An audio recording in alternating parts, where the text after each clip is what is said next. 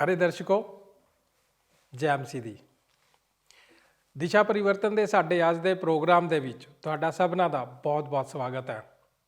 ਉਮੀਦ ਕਰਦੇ ਹਾਂ ਕਿ ਤੁਸੀਂ ਸਾਰੇ ਰਾਜੀ ਖੁਸ਼ੀ ਨਾਲ ਹੋਵੋਗੇ ਅਤੇ ਪਰਮੇਸ਼ਰ ਦੇ ਵਚਨਾਂ ਦਾ ਆਨੰਦ ਮਾਣ ਰਹੇ ਹੋਵੋਗੇ। ਅਸੀਂ ਪਰਮੇਸ਼ਰ ਪਿਤਾ ਦੇ ਅਤ ਧੰਨਵਾਦੀ ਹਾਂ ਕਿ ਉਹਨਾਂ ਨੇ ਸਾਨੂੰ ਇੱਕ ਵਾਰ ਫਿਰ ਤੋਂ ਤੁਹਾਡੇ ਨਾਲ ਰੂਬਰੂ ਹੋਣ ਦਾ ਮੌਕਾ ਦਿੱਤਾ ਅਤੇ ਅਸੀਂ ਇੱਕ ਵਾਰ ਫਿਰ ਤੋਂ ਤੁਹਾਡੇ ਵਿੱਚ ਪਰਮੇਸ਼ਰ ਦੇ ਵਚਨ ਨੂੰ ਲੈ ਕੇ ਆਏ ਹਾਂ। ਦੋਸਤੋ, ਅਸੀਂ ਦਾਨੀਏਲ ਨਬੀ ਦੀ ਪੁਸਤਕ ਦਾ ਅਧਿਐਨ ਕਰ ਰਹੇ ਹਾਂ। ਅਸੀਂ ਆਪਣੇ ਪਿਛਲੇ ਪ੍ਰੋਗਰਾਮ ਦੇ ਵਿੱਚ ਦਾਨੀਏਲ ਨਬੀ ਪੁਸਤਕ ਦੇ ਪਹਿਲੇ ਅਧਿਆਇ ਦੀ 8 ਆਇਤ ਤੋਂ ਲੈ ਕੇ 21 ਆਇਤਾਂ ਤੱਕ ਦੇ ਵਚਨਾਂ ਦੇ ਉੱਤੇ ਗੌਰ ਕਰਨ ਲਈ ਆਪਣੇ ਅਧਿਐਨ ਨੂੰ ਸ਼ੁਰੂ ਕੀਤਾ ਸੀ। ਅਸੀਂ ਆਪਣੇ ਪ੍ਰੋਗਰਾਮ ਦੇ ਵਿੱਚ ਨਾ ਸਮਝੌਤਾ ਕਰਨ ਵਾਲੇ ਫੈਸਲੇ ਬਾਰੇ ਸਿੱਖ ਰਹੇ ਸੀ। ਅਸੀਂ ਆਪਣੇ ਪ੍ਰੋਗਰਾਮ ਦੇ ਵਿੱਚ ਜਾਣਿਆ ਕਿ ਸਾਨੂੰ ਹਰ ਪਰਿਸਥਿਤੀ ਦੇ ਵਿੱਚ ਪਰਮੇਸ਼ਰ ਉੱਤੇ ਭਰੋਸਾ ਰੱਖਣਾ ਚਾਹੀਦਾ। ਸਾਡੇ ਜੀਵਨ ਦੇ ਵਿੱਚ ਅਸੀਂ ਬਹੁਤ ਸਾਰੀ ਭੂਮਿਕਾਵਾਂ ਨਿਭਾਉਂਦੇ ਹਾਂ। ਅਸੀਂ ਇੱਕ ਵਪਾਰੀ ਹੋ ਸਕਦੇ ਹਾਂ, ਅਸੀਂ ਇੱਕ ਰਾਜਨੀਤਿਕ ਨੇਤਾ ਹੋ ਸਕਦੇ ਹਾਂ, ਜਾਂ ਫਿਰ ਅਸੀਂ ਇੱਕ ਅਹਿਮ ਅਹੁਦੇ ਦੇ ਉੱਤੇ ਵਿਰਾਜਮਾਨ ਜ਼ਿੰਮੇਦਾਰ ਅਫਸਰ ਹੋ ਸਕਦੇ ਹਾਂ। ਪਰ ਸਾਡੇ ਉੱਤੇ ਅਧਿਕਾਰ ਰੱਖਣ ਵਾਲੇ ਅਧਿਕਾਰੀ ਸਾਨੂੰ ਆਪਣੀ ਸ਼ਕਤੀ ਦੇ ਨਾਲ ਪ੍ਰਭਾਵਿਤ ਕਰਨ ਦੀ ਕੋਸ਼ਿਸ਼ ਕਰ ਸਕਦੇ ਹਨ ਔਰ ਅਸੀਂ ਪਰਮੇਸ਼ਰ ਦੇ ਨਾਲ ਸੰਬੰਧਿਤ ਸਾਡੇ ਅਸੂਲਾਂ ਦੇ ਨਾਲ ਸਮਝੌਤਾ ਕਰਨ ਦੇ ਦਬਾਅ ਵਿੱਚ ਆ ਸਕਦੇ ਹਾਂ। ਪਰ ਅਸੀਂ ਵੇਖਿਆ ਕਿ ਦਾਨੀਏਲ ਆਪਣੇ ਪਰਮੇਸ਼ਰ ਨੂੰ ਜਾਣਦਾ ਸੀ ਅਤੇ ਉਹ ਇਹ ਜਾਣਦਾ ਸੀ ਕਿ ਪਰਮੇਸ਼ਰ ਨੇ ਉਹਨੂੰ ਕੀ ਕਿਹਾ। ਉਹ ਆਪਣੇ ਵਿਸ਼ਵਾਸ ਵਿੱਚ ਅਟਲ ਸੀ ਅਤੇ ਉਹਨੇ ਫੈਸਲਾ ਕੀਤਾ ਸੀ ਕਿ ਆਪਣੇ ਅਸੂਲਾਂ ਦੇ ਨਾਲ ਉਹ ਕਦੇ ਵੀ ਸਮਝੌਤਾ ਨਹੀਂ ਕਰੇਗਾ। ਦੋਸਤੋ, ਦਾਨੀਏਲ ਦੇ ਜੀਵਨ ਤੋਂ ਸਾਨੂੰ ਹੌਸਲਾ ਅਤੇ ਪ੍ਰੇਰਨਾ ਮਿਲਦੀ ਹੈ ਕਿ ਅਸੀਂ ਵੀ ਕਿਸੇ ਵੀ ਗਲਤ ਗੱਲ ਦੇ ਉੱਤੇ ਸਮਝੌਤਾ ਨਾ ਕਰੀਏ, ਕਿਉਂਕਿ ਜੇਕਰ ਅਸੀਂ ਸਮਝੌਤਾ ਕਰ ਲੈਂਦੇ ਹਾਂ ਤਾਂ ਸਾਨੂੰ ਉਸ ਦੇ ਦੁਸ਼ਪਰਿਣਾਮ ਭੁਗਤਣੇ ਪੈ ਸਕਦੇ ਹਨ। ਅਸੀਂ ਬਾਈਬਲ ਬਾਣੀ ਦੇ ਵਿੱਚੋਂ ਬਹੁਤ ਸਾਰੇ ਉਦਾਹਰਨਾਂ ਨੂੰ ਵੀ ਵੇਖਿਆ ਕਿ ਲੋਕਾਂ ਨੇ ਕਿਵੇਂ ਗਲਤ ਫੈਸਲੇ ਲਏ ਅਤੇ ਆਪਣੇ ਜੀਵਨ ਦੇ ਵਿੱਚ ਉਹ ਗਲਤੀ ਦਾ ਇੱਕ ਵੱਡਾ ਉਹਨਾਂ ਨੂੰ ਖਾਮਿਆਜ਼ਾ ਭੁਗਤਣਾ ਪਿਆ। ਹੁਣ ਇਸ ਤੋਂ ਅੱਗੇ ਵਧਦੇ ਹਾਂ। ਪਿਛਲੇ ਪ੍ਰੋਗਰਾਮ ਦੇ ਬਾਕੀ ਦੇ ਹਿੱਸੇ ਦੇ ਉੱਤੇ ਆਪਣੇ ਅਧਿਐਨ ਦੇ ਲਈ ਅੱਗੇ ਵਧਦੇ ਹਾਂ। ਸਾਡੇ ਨਾਲ ਇਸ ਪ੍ਰੋਗਰਾਮ ਦੇ ਵਿੱਚ ਅੱਜ ਦੇ ਵਚਨ ਨੂੰ ਸਿੱਖਣ ਦੇ ਲਈ ਪ੍ਰੋਗਰਾਮ ਦੇ ਅਖੀਰ ਤੱਕ ਬਣੇ ਰਹੋ। ਦੋਸਤੋ, ਪ੍ਰੋਗਰਾਮ ਦੀ ਸ਼ੁਰੂਆਤ ਕਰਨ ਤੋਂ ਪਹਿਲਾਂ ਆਓ ਆਪਣੇ ਮਨਾਂ ਨੂੰ ਪਰਮੇਸ਼ਰ ਦੇ ਵਚਨ ਦੇ ਲਈ ਤਿਆਰ ਕਰਦੇ ਹੋਏ ਇਸ ਭਜਨ ਨੂੰ ਸੁਣਦੇ ਹਾਂ।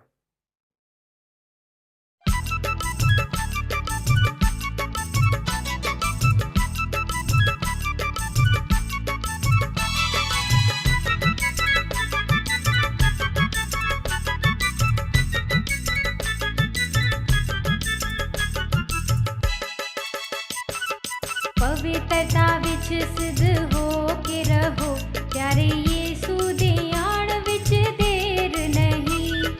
ਪਵਿੱਤਰਤਾ ਵਿੱਚ ਸਿੱਧ ਹੋ ਕੇ ਰਹੋ, ਪਿਆਰੇ ਯੀਸ਼ੂ ਦੇ ਆਉਣ ਵਿੱਚ ਦੇਰ ਨਹੀਂ। ਉਸ ਦੇ ਵਾਅਦੇ ਸਾਰੇ ਪੂਰੇ ਹੋ ਰਹੇ ਨੇ, ਤਿਆਰ ਹੋ ਜਾ। ਉਸ ਦੇ ਵਾਅਦੇ ਸਾਰੇ ਪੂਰੇ ਹੋ ਰਹੇ ਨੇ, ਤਿਆਰ ਹੋ ਜਾ। ਪਵਿੱਤਰਤਾ ਵਿੱਚ ਸਿੱਧ ਹੋ ਕੇ ਰਹੋ, ਪਿਆਰੇ ਯੀਸ਼ੂ ਦੇ ਆਉਣ ਵਿੱਚ ਦੇਰ ਨਹੀਂ। ਪਵਿੱਤਰਤਾ ਵਿੱਚ ਸਿੱਧ ਹੋ ਕੇ ਰਹੋ, ਪਿਆਰੇ ਯੀਸ਼ੂ ਦੇ ਆਉਣ ਵਿੱਚ ਦੇਰ ਨਹੀਂ।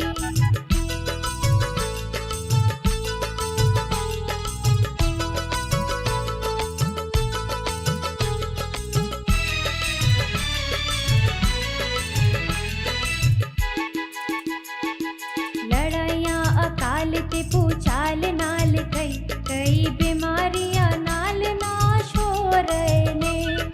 ਲੜਾਈਆਂ ਅਕਾਲ ਤੇ ਭੂਚਾਲ ਨਾਲ ਕਈ ਬਿਮਾਰੀਆਂ ਨਾਲ ਨਾਸ਼ ਹੋ ਰਹੇ ਨੇ। ਰਾਜੇ ਰਾਜਿਆਂ ਦੇ ਵਿਰੁੱਧ ਖੜੇ ਹੋ ਰਹੇ ਨੇ, ਤਿਆਰ ਹੋ। ਸੁਲੇਮਾਨ ਨੇ ਆਪਣੀਆਂ ਚੇਤਾਵਨੀਆਂ ਦਾ ਫੈਸਲਾ ਕੀਤਾ, ਗੈਰ ਕੌਮਾਂ ਦੇ ਵਿੱਚੋਂ ਪਤਨੀਆਂ ਨੂੰ ਲਿਆਂਦਾ ਅਤੇ ਉਸ ਨੇ ਸਮਲਿਤ ਪਾਤਸ਼ਾਹੀ ਨੂੰ ਖੋਹ ਲਿਆ ਸੀ। ਅਹਾਬ ਨੇ ਸਮਝੌਤਾ ਕੀਤਾ, ਇਜ਼ਬਲ ਨਾਲ ਵਿਆਹ ਕੀਤਾ ਅਤੇ ਆਪਣੀ ਰਾਜਗੱਦੀ ਨੂੰ ਖੋਹ ਲਿਆ ਸੀ। ਹਨਨਿਯਾਹ ਅਤੇ ਸਪੀਰਾ ਨੇ ਸਮਝੌਤਾ ਕੀਤਾ ਅਤੇ ਉਹਨਾਂ ਨੇ ਦਾਨ ਦੇਣ ਬਾਰੇ ਆਪਣੇ ਵਚਨ ਦੇ ਕੇ ਸਮਝੌਤਾ ਕੀਤਾ, ਪਵਿੱਤਰ ਆਤਮਾ ਦੇ ਨਾਲ ਝੂਠ ਬੋਲਿਆ ਅਤੇ ਉਹਨਾਂ ਨੇ ਆਪਣੀਆਂ ਜ਼ਿੰਦਗੀਆਂ ਖੋਲੀਆਂ। ਯਹੂਦਾ ਨੇ ਮਸੀਹ ਦੇ ਪ੍ਰਤੀ ਆਪਣੇ ਪ੍ਰੇਮ ਦੇ ਨਾਲ ਚਾਂਦੀ ਦੇ 30 ਸਿੱਕਿਆਂ ਦੇ ਬਦਲੇ ਸਮਝੌਤਾ ਕੀਤਾ ਅਤੇ ਉਸਨੇ ਆਪਣੀ ਅਬਦੀ ਰੂਹ ਨੂੰ ਖੋਹ ਲਿਆ ਸੀ। ਮਨੁੱਖੋ ਅਤੇ ਔਰਤੋ, ਜਿੱਥੇ ਵੀ ਆਪ ਸਮਝੌਤਾ ਕਰਨ ਨੂੰ ਵੇਖਦੇ ਹੋ, ਆਪ ਹਮੇਸ਼ਾ ਹੀ ਨੁਕਸਾਨ ਨੂੰ ਤੱਕਦੇ ਹੋ, ਨਾ ਕਿ ਲਾਭ ਨੂੰ। ਫਿਰ ਵੀ ਤਾਂ ਇਹ ਉਸ ਸਭ ਦੇ ਬਹੁਤ ਹੀ ਵਿਰੁੱਧ ਹੈ ਜੋ ਅੱਜ ਜਗਤ ਸਾਨੂੰ ਆਖਦਾ ਹੈ। ਜਗਤ ਦਾ ਸੰਦੇਸ਼ ਸਾਡੇ ਲਈ ਸਾਡੇ ਜੀਵਨਾਂ ਵਿੱਚੋਂ, ਜਦੋਂ ਅਸੀਂ ਉਹਨਾਂ ਨੂੰ ਇਸ ਸੱਭਿਆਚਾਰ ਵਿੱਚ ਜਿਉਂਦੇ ਹਾਂ, ਇਹ ਹੈ, ਜੇਕਰ ਤੁਸੀਂ ਸਭ ਤੋਂ ਅੱਗੇ ਹੋਣ ਦੀ ਖੁਆਇਸ਼ ਰੱਖਦੇ ਹੋ, ਆਪ ਨੂੰ ਕੁਝ ਅਸੂਲਾਂ ਨੂੰ ਇਸ ਤਰ੍ਹਾਂ ਕਰਨ ਲਈ ਤੋੜਨਾ ਪੈਣਾ ਹੈ। ਪਰਮੇਸ਼ਰ ਆਖਦਾ ਹੈ, ਆਪ ਨੂੰ ਇਸ ਤਰ੍ਹਾਂ ਨਹੀਂ ਕਰਨਾ ਪੈਣਾ। ਜਦੋਂ ਅਸੀਂ ਕੁਝ ਹੀ ਪਲਾਂ ਵਿੱਚ ਇਸ ਦੇ ਅੰਤ ਵਿੱਚ ਪਹੁੰਚਣ ਵਾਲੇ ਹਾਂ ਅਤੇ ਉਸ ਪ੍ਰਵਾਹ ਨੂੰ ਵੇਖਣ ਜਾ ਰਹੇ ਹਾਂ ਜੋ ਪਰਮੇਸ਼ਰ ਨੇ ਦਾਨੀਏਲ ਨੂੰ ਬਖਸ਼ਿਆ ਸੀ।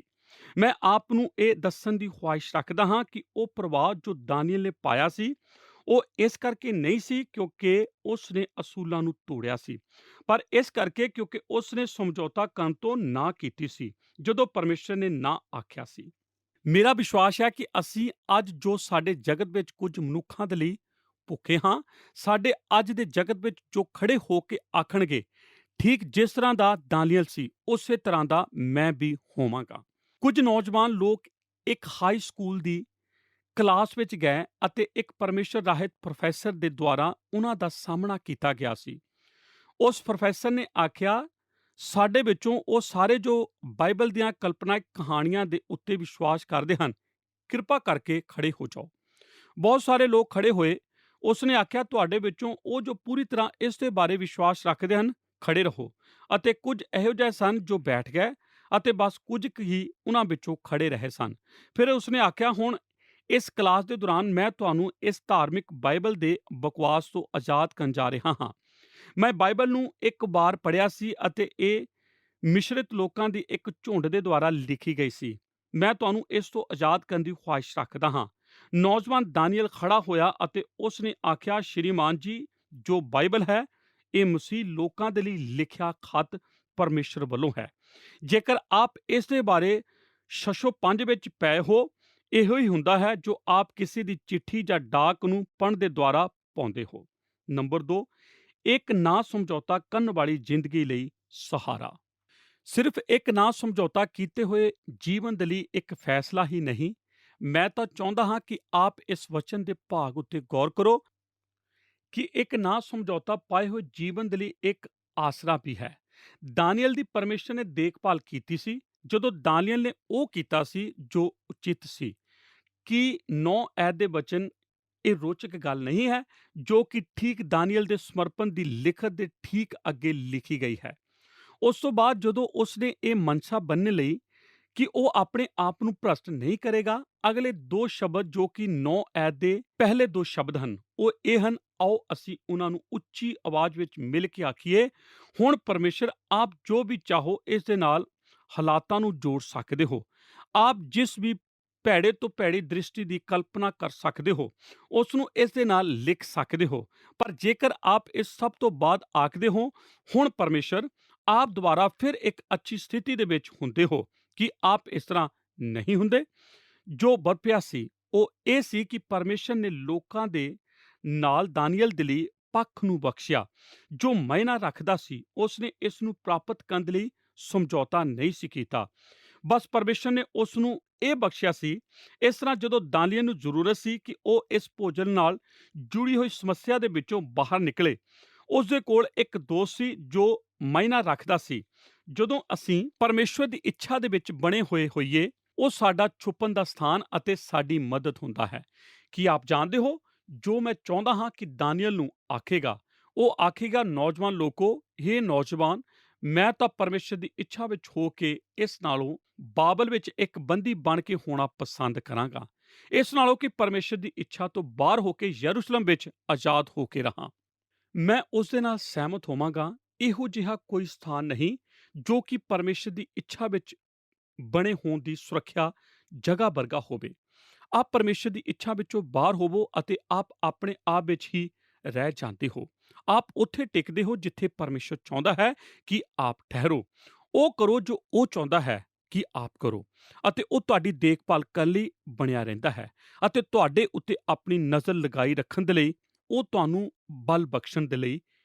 ਕਹਾਵਤਾਂ 16 ਅਧਿਆਇ ਉਤੀ 7 ਐਤ ਦੇ ਵਚਨ ਇਸ ਤਰ੍ਹਾਂ ਆਖਦੇ ਹਨ, ਜਦ ਕਿਸੇ ਦੀ ਚਾਲ ਯਹੋਵਾ ਨੂੰ ਪਾਉਂਦੀ ਹੈ ਤਾਂ ਉਹ ਉਸਦੇ ਬੈਰੀਆਂ ਦਾ ਵੀ ਉਸ ਨਾਲ ਮੇਲ ਕਰਾਉਂਦਾ ਹੈ। ਕਿ ਇਹ ਰੋਚਕ ਗੱਲ ਨਹੀਂ ਹੈ? ਨੰਬਰ 3, ਇੱਕ ਨਾ ਸਮਝੌਤਾ ਕਰਨ ਵਾਲੇ ਜੀਵਨ ਦੇ ਨਤੀਜੇ।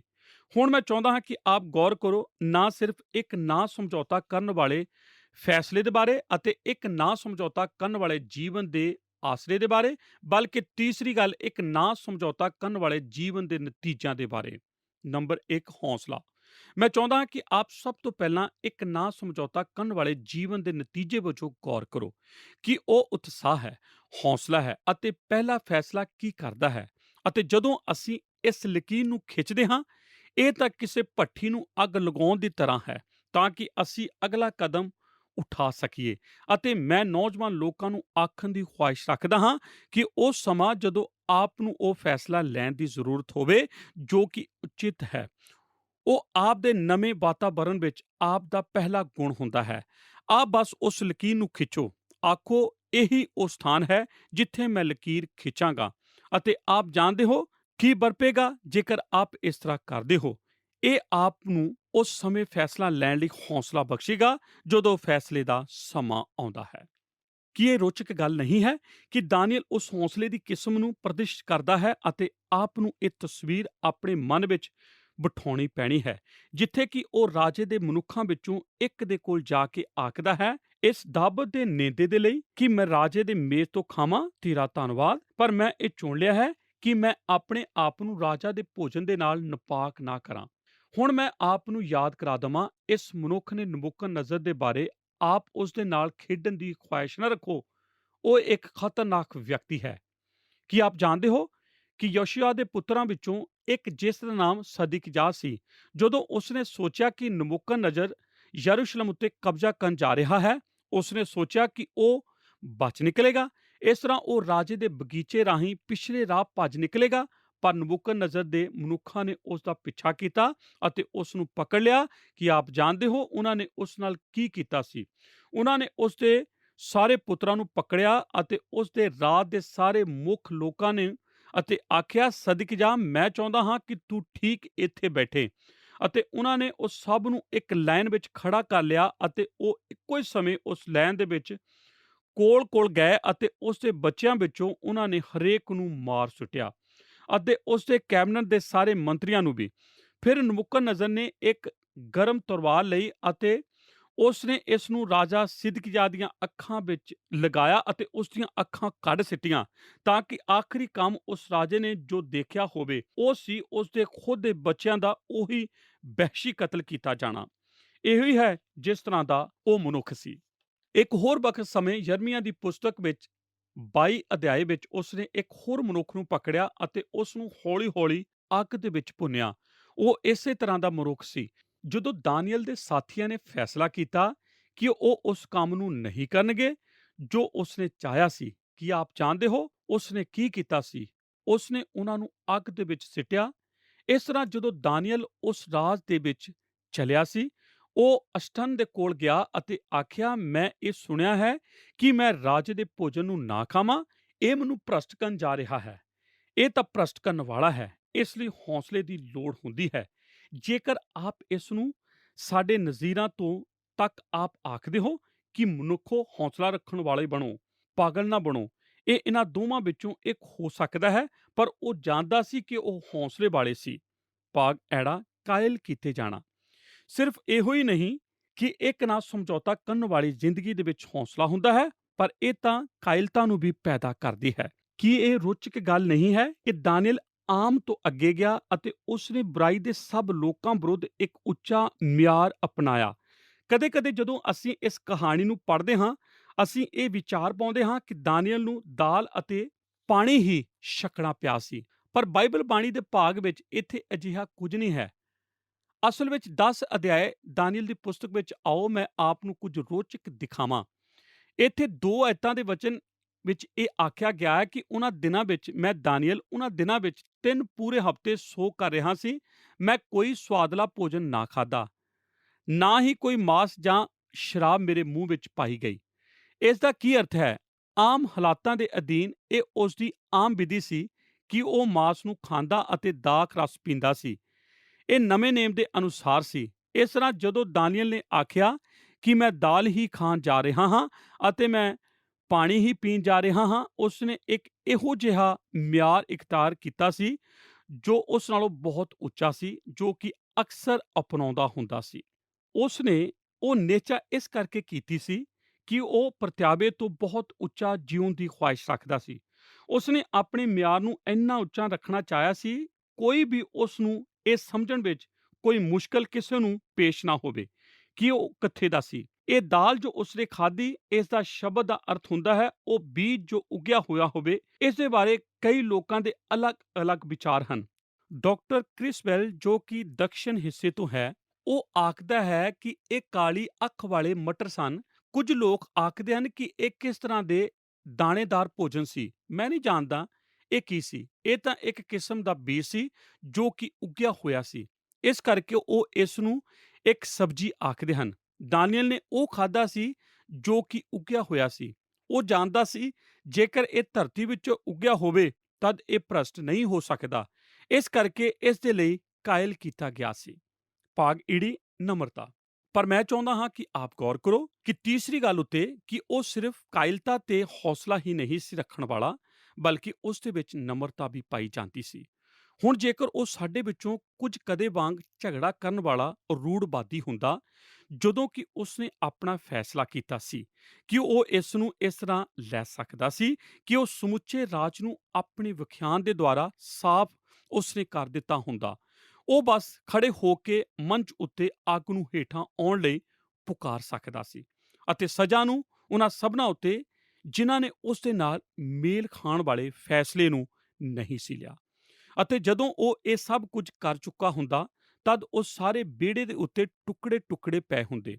ਪਰ ਗੌਰ ਕਰੋ ਕਿ ਉਸਨੇ ਕੀ ਕੀਤਾ ਸੀ। ਉਸਨੇ ਆਪਣੇ ਦਿਲ ਦੇ ਅੰਦਰ ਮਨਸ਼ਾ ਬੰਨੀ ਅਤੇ ਉਸਨੇ ਬੇਨਤੀ ਕੀਤੀ ਕਿ ਉਹ ਆਪਣੇ ਆਪ ਨੂੰ ਭ੍ਰਸ਼ਟ ਨਾ ਕਰੇ। ਕੀ ਇਹ ਰੋਚਕ ਗੱਲ ਨਹੀਂ ਹੈ? ਕਦੇ-ਕਦੇ ਅਸੀਂ ਇਹ ਵਿਚਾਰ ਪਾਉਂਦੇ ਹਾਂ ਕਿ ਜੇਕਰ ਅਸੀਂ ਕੋਈ ਮਜ਼ਬੂਤ ਫੈਸਲਾ ਲਈਏ, ਤਦ ਇਸ ਦਾ ਅਰਥ ਸਾਡੇ ਲਈ ਘਟੀਆ ਅਤੇ ਘਿਰਨਾਯੋਗ ਇਸ ਦੇ ਬਾਰੇ ਹੋਵੇਗਾ। ਇਸ ਤਰ੍ਹਾਂ ਨਹੀਂ। ਕਿਸੇ ਨੇ ਆਖਿਆ ਸੀ ਕਿ ਸਮਝਦਾਰੀ, ਨਮਰਤਾ ਅਤੇ ਦਲੇਰੀ ਇਹ 3 ਨੇਕ ਚੀਜ਼ਾਂ ਹਨ। ਸਮਝਦਾਰੀ, ਨਮਰਤਾ ਅਤੇ ਦਲੇਰੀ ਇਖਤਿਆਰ ਦੀ ਹੁਕਮ ਅੰਦਰੂਨੀ ਕੰਧ ਲਈ ਬਜਾਏ ਉਸ ਦੇ ਵਿੱਚ ਉਸ ਨੂੰ ਇੱਕ ਸੂਝ-ਬੂਝ ਵਾਲੀ ਬੇਨਤੀ ਕੀਤੀ ਸੀ। ਹੇ ਮਨੁੱਖੋ ਅਤੇ ਔਰਤੋ, ਮੈਂ ਤਾਂ ਬਸ ਆਪ ਦੇ ਅੱਗੇ ਇਹ ਗੱਲ ਰੱਖਣ ਦੀ ਖੁਆਇਸ਼ ਰੱਖਦਾ ਹਾਂ ਕਿ ਜਦੋਂ ਆਪ ਪਰਮੇਸ਼ਰ ਦੀ ਇੱਛਾ ਵਿੱਚ ਬਣੇ ਹੋਏ ਹੋਵੋ ਅਤੇ ਆਪ ਉਹ ਕਰ ਰਹੇ ਹੋਵੋ ਜੋ ਕਿ ਉਚਿਤ ਹੈ, ਤਦ ਆਪ ਸ਼ਾਂਤ ਹੋ ਸਕਦੇ ਹੋ। ਆਪ ਨੂੰ ਇਹ ਸਾਰਾ ਕੁਝ ਉਥਲ-ਪੁਥਲ ਕਰਨ ਲਈ ਲੋੜ ਨਹੀਂ ਪੈਣੀ। ਮੇਰਾ ਇੱਕ ਦੋਸਤ ਸੀ ਜੋ ਮੈਨੂੰ ਇਹ ਦੱਸਦਾ ਹੁੰਦਾ ਸੀ ਕਿ ਜਦੋਂ ਉਸਨੇ ਸੋਚਿਆ ਸੀ ਕਿ ਉਸ ਦੇ ਵਿੱਚ ਇੱਕ ਕਮਜ਼ੋਰੀ ਸੀ, ਤਦ ਉਹ ਉੱਚੀ ਆਵਾਜ਼ ਨਾਲ ਬੋਲ ਕੇ ਉਸ ਵਿਆਖਿਆ ਮੰਚ ਤੇ ਸਟੈਂਡ ਉੱਤੇ ਆਪਣਾ ਹੱਥ ਜ਼ੋਰ ਨਾਲ ਮਾਰਦਾ ਹੁੰਦਾ ਸੀ। ਕਦੇ-ਕਦੇ ਮੈਂ ਸੋਚਿਆ ਘਿਰਨਾ ਕਰਨ ਵਾਲੇ ਰੂੜਵਾਦੀ ਬਹੁਤ ਜ਼ਿਆਦਾ ਸ਼ੋਰ ਕਰਦੇ ਹਨ ਅਤੇ ਇੰਨਾ ਜ਼ਿਆਦਾ ਸ਼ੋਰ ਸ਼ਰਾਬਾ ਕਰਦੇ ਹਨ ਕਿਉਂਕਿ ਉਹਨਾਂ ਨੂੰ ਇਸ ਬਾਰੇ ਨਿਸ਼ਚਿੰਤਾ ਨਹੀਂ ਹੁੰਦੀ ਕਿ ਉਹ ਠੀਕ ਹਨ। ਜਦੋਂ ਆਪ ਠੀਕ ਹੋਵੋ, ਆਪ ਸ਼ਾਂਤ ਹੋ ਸਕਦੇ ਹੋ ਅਤੇ ਆਪ ਨਮਰ ਹੋ ਸਕਦੇ ਹੋ। ਆਪ ਨੂੰ ਉਸ ਵੇਲੇ ਕਠੋਰ ਨਹੀਂ ਹੋਣਾ ਪੈਣਾ। ਭਾਗ ਸੱਸਾ, ਭਰੋਸਾ। ਜੇਕਰ ਆਪ ਇੱਕ ਨਾ ਉਦਾਸ ਕੀਤੇ ਪਵਿੱਤਰ ਆਤਮਾ ਦੀ ਸ਼ਕਤੀ ਵਿੱਚ ਹੋ ਕੇ ਚੱਲਦੇ ਹੋ, ਤਦ ਇੱਕ ਕਿਸਮ ਦੀ ਸ਼ਾਂਤ ਸ਼ਕਤੀ ਪਾਈ ਜਾਂਦੀ ਹੈ ਜੋ ਆਪ ਦੇ ਜੀਵਨ ਵਿੱਚ ਆਉਂਦੀ ਹੈ। ਦਾਨੀਏਲ ਵਿੱਚ ਸਿਰਫ ਨਮਰਤਾ ਹੀ ਨਹੀਂ ਸੀ, ਬਲਕਿ ਉਸ ਵਿੱਚ ਭਰੋਸਾ ਵੀ ਪਾਇਆ ਜਾਂਦਾ ਸੀ। ਗੌਰ ਕਰੋ ਇੱਥੇ ਕੀ ਵਰਤਦਾ ਹੈ। ਜਦੋਂ ਉਸਨੇ ਸਪੰਜ ਦੇ ਨਾਲ ਆਪਣੇ ਭੋਜਨ ਦੇ ਬਾਰੇ ਗੱਲਬਾਤ ਕੀਤੀ ਸੀ, ਤਦ ਉਹ 10 ਐਤ ਦੇ ਅੰਤ ਵਿੱਚ ਇਹ ਚਾਹੁੰਦਾ ਹੈ। ਸਪੰਜ ਆਖਦਾ ਹੈ, ਠੀਕ ਹੈ ਦਾਨੀਏਲ, ਮੈਂ ਤੇਰੇ ਨਾਲ ਸਹਿਯੋਗ ਕਰਨਾ ਪਸੰਦ ਕਰਾਂਗਾ, ਪਰ ਇਸ ਤਰ੍ਹਾਂ ਕਰਕੇ ਤੂੰ ਰਾਜੇ ਦੇ ਸਨਮੁਖ ਮੇਰੇ ਸਿਰ ਨੂੰ ਖਤਰੇ ਵਿੱਚ ਪਾਉਣ ਵਾਲਾ ਹੈ। ਕੀ ਇਹ ਇੱਕ ਨੇਕ ਪ੍ਰਗਟਾਵਾ ਨਹੀਂ ਹੈ? ਮੇਰਾ ਭਾਵ ਹੈ ਕਿ ਇੱਥੋਂ ਤੱਕ ਸਪੰਜ ਨੇ ਨਬੂਕਦਨੇਜ਼ਰ ਨੂੰ ਵੀ ਇੱਕ ਪਾਸੇ ਕਰ ਦਿੱਤਾ ਸੀ। ਉਸਨੇ ਨਬੂਕਦਨੇਜ਼ਰ ਦੇ ਨਾਲ ਕੋਈ ਧੋਖਾ ਨਹੀਂ ਸੀ ਕਰਨਾ ਚਾਹਿਆ। ਇਸ ਕਰਕੇ ਜਦੋਂ ਦਾਨੀਏਲ ਪਹਿਲੀ ਵਾਰ ਇਸ ਨੂੰ ਨਹੀਂ ਸੀ ਕਰ ਸਕਿਆ, ਤਦ ਉਹ ਵਾਪਸ ਆਇਆ ਸੀ। ਹੁਣ ਗੌਰ ਕਰੋ 11ਵੀਂ ਐਤ ਵਿੱਚ ਇੱਕ ਨਵਾਂ ਨੇਮ ਉੱਭਰ ਕੇ ਆਉਂਦਾ ਹੈ। ਇਹ ਨਾਮ ਮਿਲਜ਼ਾਰ ਹੈ। ਮੈਂ ਆਪ ਨੂੰ ਇਹ ਦੱਸ ਸਕਦਾ ਹਾਂ ਕਿ ਇਸ ਨਾਮ ਦੇ ਬਾਰੇ ਕੁਝ ਸੱਚੋਪੰਜ ਹੈ, ਕਿਉਂਕਿ ਇਹ ਸ਼ਬਦ ਅਸਲ ਵਿੱਚ ਭੰਡਾਰੀ ਹੋਣ ਦਾ ਅਰਥ ਰੱਖਦਾ ਹੈ ਅਤੇ ਕੁਝ ਲੋਕ ਵਿਸ਼ਵਾਸ ਕਰਦੇ ਹਨ ਕਿ ਇਹ ਇੱਕ ਮੁੱਖ ਨਾਮ ਹੈ ਉਸ ਦੇ ਲਈ ਜੋ ਇੱਕ ਮਨੁੱਖ ਨੇ ਕੀਤਾ ਸੀ। ਮਿਲਜ਼ਾਰ ਜੋ ਕਿ ਖੁਸਰਿਆਂ ਵਿੱਚੋਂ ਸੀ, ਜਾਂ ਫਿਰ ਉਹ ਵਿਅਕਤੀ ਜੋ ਅਸਪੰਜ ਤੋਂ ਹੇਠਾਂ ਸੀ। ਜਦੋਂ ਦਾਨੀਏਲ ਉਸ ਨੂੰ ਪ੍ਰਾਪਤ ਨਹੀਂ ਸੀ ਕਰ ਸਕਿਆ ਜੋ ਉਹ ਚਾਹੁੰਦਾ ਸੀ ਕਿ ਉਹ ਇਸ ਮਨੁੱਖ ਦੇ ਕੋਲ ਜਾ ਕੇ ਪ੍ਰਾਪਤ ਕਰੇ ਜੋ ਕਿ ਰਾਜਾ ਤੋਂ ਦੂਸਰੇ ਨੰਬਰ ਤੇ ਸੀ, ਤਦ ਉਹ ਉਸ ਤੋਂ ਹੇਠਲੇ ਮਨੁੱਖ ਕੋਲ ਗਿਆ ਸੀ। ਉਸ ਨੇ ਆਖਿਆ, ਵੇਖ, ਮੈਂ ਨਹੀਂ ਚਾਹੁੰਦਾ ਕਿ ਤੈਨੂੰ ਮੁਸੀਬਤ ਵਿੱਚ ਪਾਵਾਂ ਅਤੇ ਮੈਂ ਜਾਣਦਾ ਹਾਂ ਕਿ ਤੂੰ ਖਤਰੇ ਵਿੱਚ ਹੈ, ਪਰ ਫਿਰ ਵੀ ਬਸ ਮੈਨੂੰ ਇੱਕ ਕੰਨ ਦੇ। ਆਓ ਆਪਾਂ 10 ਦਿਨਾਂ ਦੇ ਲਈ ਇਸ ਨੂੰ ਪਰਖੀਏ। ਤੂੰ ਇਸ ਦੇ ਨਾਲ ਮੁਸੀਬਤ ਵਿੱਚ ਨਹੀਂ ਪੈ ਸਕਦਾ। ਅਸੀਂ 10 ਦਿਨਾਂ ਦੇ ਲਈ ਮੇਰੇ ਭੋਜਨ ਨੂੰ ਪਰਖਾਂਗੇ ਅਤੇ ਜੇਕਰ 10 ਦਿਨ ਦੇ ਅੰਤ ਵਿੱਚ ਅਸੀਂ ਬੇਤਨ ਨਾ ਹੋਏ ਤਦ ਅਸੀਂ ਉਹੀ ਕਰਾਂਗੇ ਜੋ ਤੂੰ ਚਾਹੁੰਦਾ ਹੈ ਅਸੀਂ ਕਰੀਏ। ਆਪ ਆਖਦੇ ਹੋ ਦਾਨੀਏਲ ਕਿਵੇਂ ਇੰਨਾ ਹੌਸਲੇ ਵਾਲਾ ਅਤੇ ਭਰੋਸੇ ਵਾਲਾ ਨਿਸ਼ਚਿੰਤ ਹੋ ਸਕਦਾ ਹੈ। ਇਹ ਤਾਂ ਇੱਕ ਕਿਸਮ ਦੇ ਉਸ ਅੰਦਰੂਨੀ ਬਣਤਰ ਤੋਂ ਆਉਂਦਾ ਹੈ ਜੋ ਦਾਨੀਏਲ ਆਪਣੇ ਜੀਵਨ ਦੇ ਵਿੱਚ ਮੌਜੂਦ ਰੱਖਦਾ ਸੀ।